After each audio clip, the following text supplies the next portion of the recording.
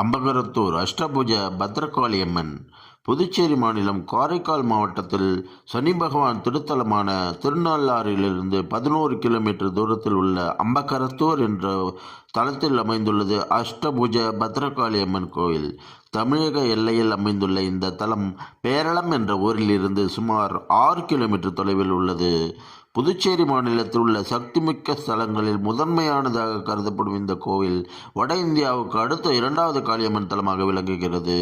Amber மகாலத்தில் அம்மன் அம்பராசுரன் என்ற 2 அசுரர்கள் இருந்தார்கள். அவர்கள் மக்களை துன்புறுத்தி வந்தனர். அனைவரும் சிவபெருமானை வணங்கி காத்துள்ள வேண்டிக் கொண்டனர்.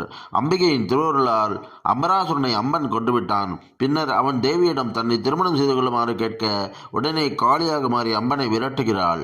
ஓடிக்கொண்டு இருக்கும்போது அந்த அசுரன் கிடாமங்கலம் என்ற ஊரில் எருமை கிடாவாக மாறுகிறான். அம்பகரத்தூரில்தான் அவன் காளியால் சமகாரம் செய்யப்படுகிறான்.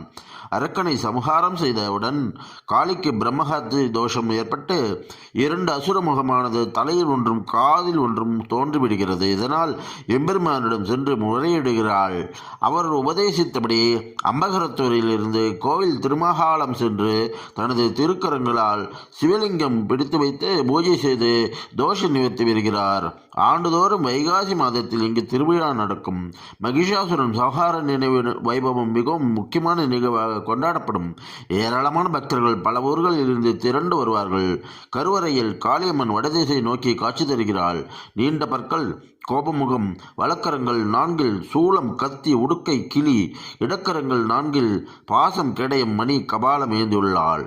வலப்பாதத்தை மடித்து இடப்பாதத்தை அம்பரன் மீது ஊன்றி திருசூலம் கொண்டு அவனது மார்பை பிளப்பது போன்ற கோலத்தில் அமர்ந்தபடி காட்சி தருகிறாள். பத்ரகாளியம்மனுக்கு 18 மீட்டர் அளவில் எப்போதும் வெள்ளை துணி அணிவிப்பது இந்த தலத்தின் மிகச் சிறப்பாகும்.